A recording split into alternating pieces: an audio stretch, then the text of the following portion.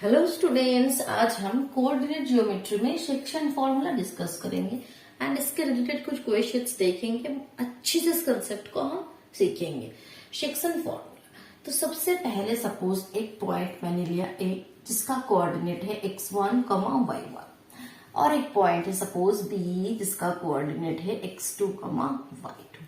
A B को हमने join किया तो ये क्या है? लाइन सेगमेंट है।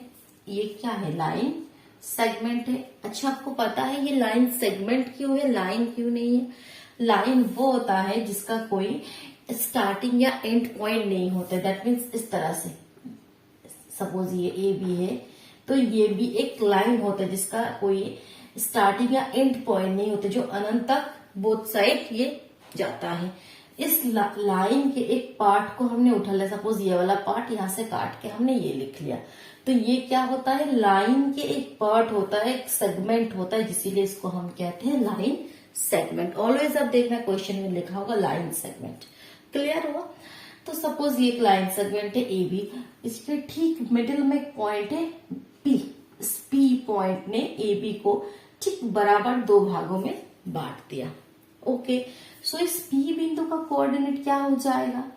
जब इस पी ने ए बी लाइन सेगमेंट को बराबर दो भागों में बांट दिया, बिल्कुल मिडिल में है, तब इस पी पॉइंट का कोऑर्डिनेट होता है x1 plus x2 upon 2 y1 plus y2 upon 2। इसको हम कहते हैं mid point formula. Mid point formula, मध्य बिंदु निकलने का जो फॉर्मूला है, मिड पॉइंट फॉर्मूला। क्लियर हो गया यहां तक? अब हम सपोज ये जो लाइन सेगमेंट है ए बी, यहाँ पे पॉइंट था पी बिल्कुल मिडिल में, लेकिन हर केसेस में ये पॉइंट तो मिडिल में नहीं भी हो सकता है। सपोज कोई पॉइंट यहाँ पर है, एक पॉइंट पी जो ए बी को 1:2 के अनुपात में डिवाइड कर रहा है। दैट मीन्स देखो ये वाला पार्ट 1 है, सपोज ये वाला पार्ट 2 है, 1:2 वो अलग अलग, कभी 2:3 के पार्ट में डिवाइड कर रहा होगा। मतलब कहने का ये मतलब है कि ठीक मिडिल में वो पॉइंट नहीं है, कुछ अलग रेशियोज में उसको डिवाइड कर रहा है। तो इसको सपोज इसको मैंने मान लिया m1 और ये m2, m1:m2 के अनुपात में डिवाइड कर रहा है। तब इस P पॉइंट का कोऑर्डिनेट क्या होगा? ये आपका सेक्शन फॉर्मूला है, जो आप सेक्शन फॉर्मूला में सीखोगे यही सेक्शन फॉर्मूला है कि ये जो जब यहाँ पे कुछ रेशियो में डिवाइड करेगा किसी भी लाइन सेगमेंट को, तब उस पॉइंट का कोऑर्डिनेट क्या होगा वही आपको जानना है, और वही है आपका सेक्शन फॉर्मूला।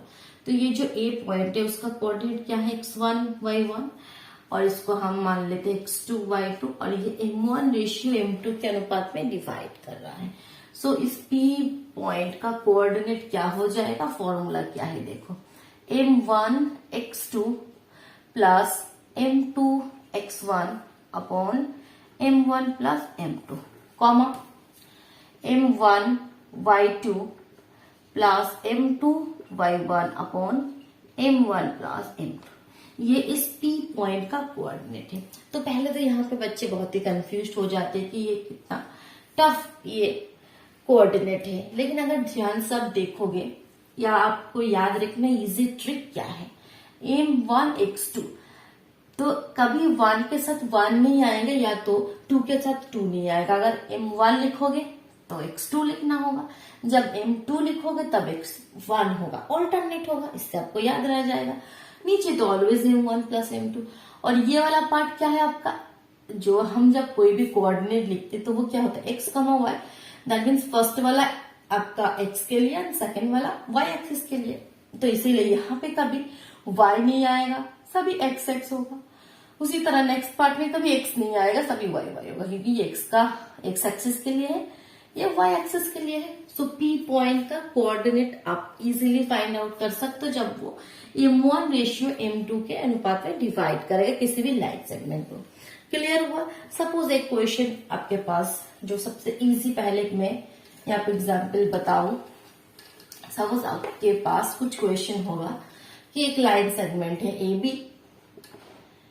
एक लाइन सेगमेंट है जहाँ पे ए जो पॉइंट है उसका कोऑर्डिनेट मान लो 2,3, सपोज दिस इज 2,6, एंड जो P पॉइंट है वो इस रेशियो पे 2:3 के अनुपात में डिवाइड कर रहा है। तो उस पी पॉइंट का कोऑर्डिनेट आप निकालो। तो किस तरह से आप निकालोगे उस पी पॉइंट का कोऑर्डिनेट, क्या हो जाएगा? फॉर्मूला क्या है? m1x2। तो हमेशा इस टाइप के क्वेश्चंस करने से पहले इसके नीचे पेंसिल से पहले m1 m2 ये x1 ये y1 और ये x2 ये y2 ये लिख लोगे, तो उससे कभी कैलकुलेशन गलत होगा ही नहीं। अदरवाइज कैलकुलेशन 90% केसेस में गलत करते हो आप लोग, ठीक है। तो आप देखो कितना इजीली आप यहाँ पे वैल्यू पुट कर सकते हो। m1x2 plus m2x1 good upon m1 plus m2 that means 3 plus 2 5 comma y का क्या है? m1 that means 2 m1 y2 that means 6 plus m2 y1 that means 3 by m1 plus m2। So इसको calculate करोगे तो 2 2 जा 4 and 3 2 जा 6, 6 plus 4 10 upon 5, 6 2 जा 12 and 3 3 जा 9, 12 और 9 21 अपॉन 5। तो ये हो गया आपका उस पी पॉइंट का कोऑर्डिनेट जो एबी सेगमेंट को 2:3 के अनुपात में डिवाइड कर रहा है, ठीक है। ये तो हो गया आपका एकदम इजी क्वेश्चंस। लेकिन जो आपके पास अगर एनसीईआरटी बुक से है मैथ्स बुक, तो आप देखो एक्सरसाइज 7.2 में क्वेश्चन नंबर 4 और 5 जो आपके बुक्स में है वो बहुत ही इंपॉर्टेंट है और इसका कंसेप्ट आपको अच्छे से समझना होगा। ये सेक्शन फॉर्मूला के कंसेप्ट से ये क्वेश्चन हो रहा है।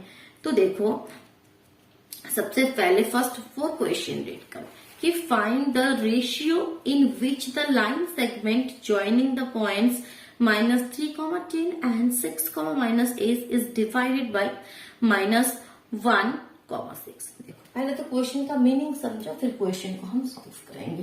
क्वेश्चन सॉल्यूशन पाने से पहले क्या कहना क्या चाह रहे हैं कि आप किस तरह से इसको सॉल्व कर सकते हो, फिर इसका कंसेप्ट समझना बहुत ही जरूरी है, ठीक है। सोल्यूशन तो कहीं पे भी आपको मिल जाएगा आपके पास, ठीक है, कहीं से भी आ जाएगा सोल्यूशन, लेकिन जो इम्पोर्टेंट है वो है कंसेप्ट को समझना। ये आपका है एक्सरसाइज 7.2 में क्वेश्चन नंबर 4 कर रही हूं मैं। फाइंड द रेशियो, आपको रेशियो फाइंड आउट करना है, दैट मीन्स m1 रेशियो जो m2 है ये आपको फाइंड आउट करना है। Which find the ratio in which the line segment joining the point, जो लाइन सेगमेंट बना है वो किस किस पॉइंट से? -3, 10 जो 2 पॉइंट है सपोज वो A, -3, 10 एंड जो B पॉइंट है उसका कोऑर्डिनेट आपके पास है 6, -8, ठीक है, okay no problem. 6, -8 is divided by -1, 6। Suppose ये P पॉइंट, कहीं पे भी ये P पॉइंट है, यहाँ पे वो डिवाइड हो रहा है 2 पार्ट में, तो इस P पॉइंट का आपका कोऑर्डिनेट बता दिया -1, 6। तो आपको फाइंड आउट करना है कि वो कौन सा रेशियो है, ये जो m1 रेशियो m2 के अनुपात में डिवाइड हो रहा है वो रेशियो आपको फाइंड आउट करना है, ठीक है। यहाँ पे ये नहीं बताया कि P पॉइंट का कोऑर्डिनेट फाइंड आउट करो, यहाँ पे P पॉइंट का कोऑर्डिनेट आपको गिवन है, आपको रेशियो फाइंड आउट करना है। बहुत इंपॉर्टेंट क्वेश्चन है। सो देखो अभी आप जो सपोज आप भूल जाओ कि ये P पॉइंट का जो कोऑर्डिनेट आपको गिवन है उसको आप भूल जाओ, तो आप P पॉइंट का कोऑर्डिनेट फाइंड आउट कर सकते हो, हमें फॉर्मूला पता है। सो P पॉइंट का कोऑर्डिनेट क्या होगा? सो कोऑर्डिनेट P पॉइंट का कोऑर्डिनेट क्या होगा? देखो हमारा फॉर्मूला क्या है, फॉर्मूला साइड में लिखो, यहाँ पे एक बार मैं फॉर्मूला लिख रही हूँ फिर वैल्यू पुट करूंगी। m1 P पॉइंट का कोऑर्डिनेट होगा m1x2 plus m2x1 by m1 plus m2 and m1y2 plus m2y1 upon m1 plus m2। यही तो आपका फॉर्मूला है, यही तो आपका फॉर्मूला है। अब जो जो पॉइंट है उसके नीचे में x1 y1 और ये x2 y2 मैंने लिख दिया कैलकुलेशन इजी करने के लिए, और कुछ नहीं। अब यहाँ पे वैल्यू पुट करोगे, तो वैल्यू पुट कर रही हूँ, देखो वैल्यू पुट करने से क्या होगा। अब यहाँ पे m1 m2 तो आपको गिवन नहीं है, वो तो आपका m1 m2 तो आप कुछ नहीं लिख सकते, तो वहां पे आप m1 ही लिख दो, बट x2 का वैल्यू क्या है 6 प्लस m2 तो m2 ही रख दो, x1 का वैल्यू है -3 upon m1 plus m2, m1 plus m2 comma y वाला पार्ट क्या होगा, m1 y2 का वैल्यू क्या है -8 प्लस m2 x1 का वैल्यू है, सॉरी y1 का वैल्यू है 10 अपॉन m1 प्लस m2। इसको और थोड़ा सिंप्लीफाई करके तो क्या होगा, 6m1 minus 3m2 upon m1 plus m2 और यहाँ पे हो जाएगा आपका -8m1 plus 10m2 upon m1 plus m2। ये आपका आ गया P पॉइंट का coordinate.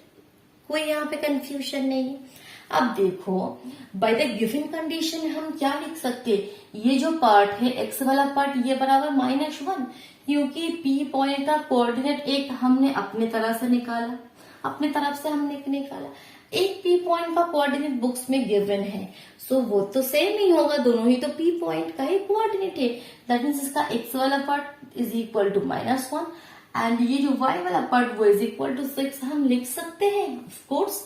So by the given condition हम क्या लिख सकते हैं, और यही से हमारा वो जो रेशियो वो फाइंड आउट हो जाएगा। ठीक है, सो बाय द गिवन कंडीशन, लेकिन ये क्वेश्चन मैंने लिखा नहीं, थोड़ा आपको लिख के करना है। ठीक है, सपोज ये जो पॉइंट है, इस पॉइंट का अपने भी नाम दिया, ये जो पॉइंट पी है उसको डिटेल्स में लिखना। मैं आपको बस जो कंसेप्ट है वो क्लियर कर रही हूँ। ठीक है, एक दो लाइन आप लिख लोगे। So by the given condition, by the given condition आप क्या लिख सकते हो, 6m1 minus 3m2 upon m1 plus m2 is equal to -1। ठीक है, एंड ये भी मैं लिख रही हूं -8m1 plus 10m2 upon m1 plus m2 is equal to 6। लेकिन अब आपको दोनों पार्ट्स यहाँ पे कैलकुलेशन करने की जरूरत नहीं, किसी भी एक पार्ट को करोगे आपका रेशियो आपके पास मिल जाएगा। देखो सपोज मैं इस पार्ट को कर रही हूँ, किसी भी पार्ट को करो, इस पार्ट को करोगे तब भी जो आंसर आएगा, ये पार्ट को करोगे तब भी सेम ही आंसर आएगा। तो क्रॉस मल्टीप्लीकेशन कर दो, 6m1 माइनस 3m2 बराबर -1 है, that means -m1 minus m2। Cross multiplication कर दिया।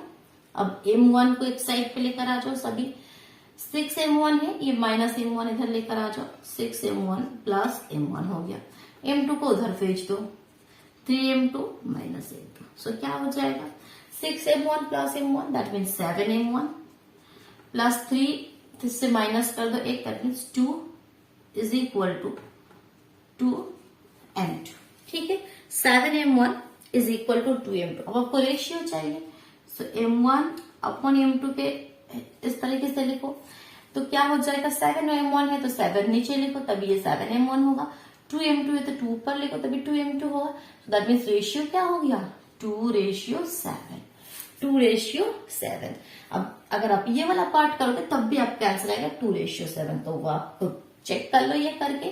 ठीक है, क्वेश्चन समझ में आया। एक क्वेश्चन अब देखो, जो क्वेश्चन नंबर 5 है मैं वो डिस्कस कर रही हूँ।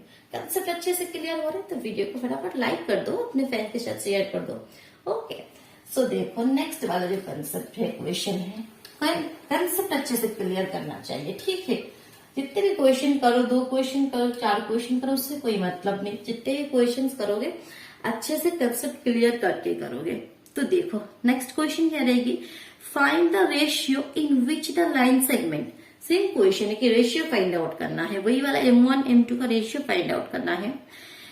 विच the line segment joining the a 1,-5 and b -4,5। तो पहले वो लाइन सेगमेंट को हम ड्रॉ कर लेते। ए का कोऑर्डिनेट क्या गिवन था आपका, 1,-5। ठीक है, एंड ये जो बी पॉइंट है उसका कोऑर्डिनेट आपके पास है -4,5। ठीक है, तो ये जो लाइन सेगमेंट है is divided by the x axis, is divided by the x axis. उसके बाद एक नेक्स्ट पार्ट है, उसको मैं अभी नहीं बोल रही हूं। तो सबसे पहले देखो, पहले कि ये जो लाइन सेगमेंट है वो एक्स एक्सिस द्वारा डिवाइड हो रहा है, तो उस पॉइंट का आपको क्या करना है, वहां पे जो किस रेशियो में वो डिवाइड हो रहा है वो रेशियो आपको फाइंड आउट करना है कि find the ratio in which the line segment joining the 1, and -4, 5 is divided by the x axis। पहले क्वेश्चन क्लियर करो कि ये जो लाइन सेगमेंट है तो वो x एक्सिस द्वारा वो कट हो रहा है, यहाँ पे जिस अनुपात में वो कट हो रहा है वो रेशियो आपको फाइंड आउट करना है। ठीक है, तो किस तरह से आप करोगे? अब यहाँ पे देखो, अब क्वेश्चन नंबर 4 के साथ हम कंपेयर करते हैं। आपको m1 ratio m2 find out करना है। क्वेश्चन नंबर 4 क्या था, उसमें भी आपको a पॉइंट का कोऑर्डिनेट गिवन था, b पॉइंट का कोऑर्डिनेट गिवन था। सपोज ये पॉइंट p है, वहां पे p पॉइंट का भी कोऑर्डिनेट गिवन था, आपको m1 ratio m2 find out करना था क्वेश्चन नंबर 4 में तो यही था। तो हमने किस तरह से किया, बहुत ही इजीली किया। p पॉइंट का कोऑर्डिनेट हम अपने तरफ से निकाला, फिर वो इक्वल करके हमने बता दिया।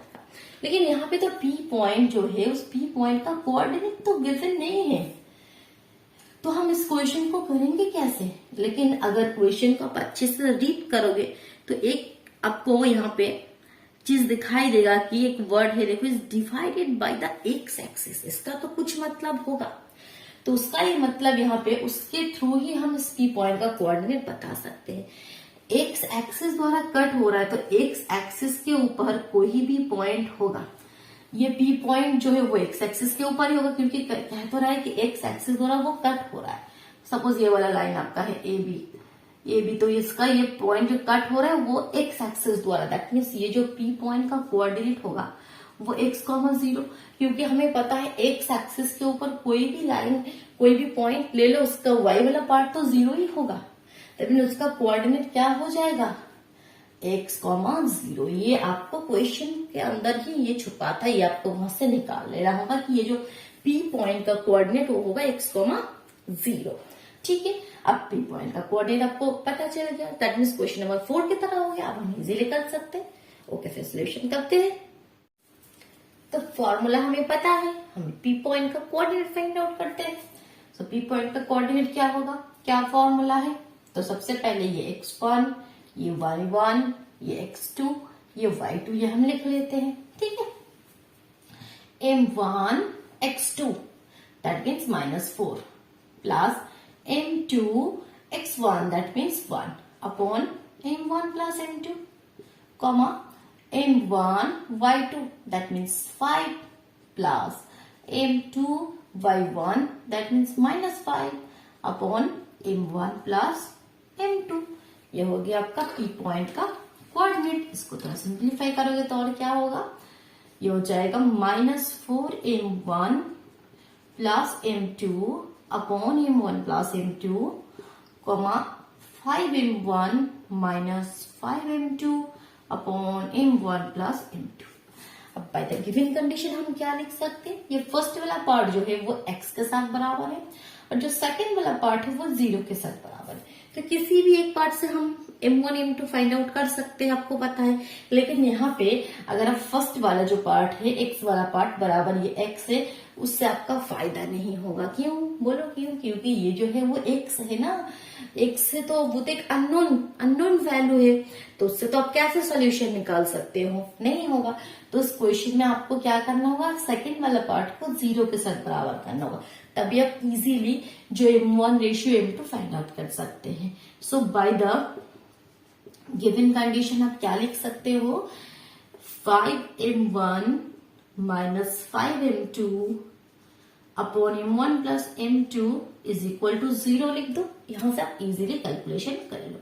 सो क्या हो जाएगा, 5m1 माइनस 5m2 बराबर 0, क्योंकि 0 के साथ जो भी मल्टीप्लाई करो that means 0। This implies 5m1 is equal to 5m2, that means m1 upon m2 is equal to हो जाएगा 5 अपॉन 5। दैट मीन्स काट के 1:1 m1 और m2 का जो अनुपात है वो हो गया 1:1 के अनुपात में वो डिवाइड कर रहा है। क्लियर हो गया। अब देखो इसका नेक्स्ट पार्ट क्या यहाँ पे पूछा है कि also find the coordinate of the point of division. अच्छा, coordinate of the point of division that means इस p पॉइंट का कोऑर्डिनेट भी आपको बताना है। दैट मीन्स आपको x का वैल्यू चाहिए और तो कुछ नहीं, दैट मीन्स आपको x का वैल्यू चाहिए। सो देखो, अब ये जो फर्स्ट वाला पार्ट है, यहाँ पे फर्स्ट वाला पार्ट था ये वाला पार्ट, ये तो x के साथ बराबर है, तो यहां से हम क्या करेंगे, अब m1 m2 आपको गिवन हो गया, वो वैल्यू पुट कर देंगे तो x का वैल्यू आ जाएगा।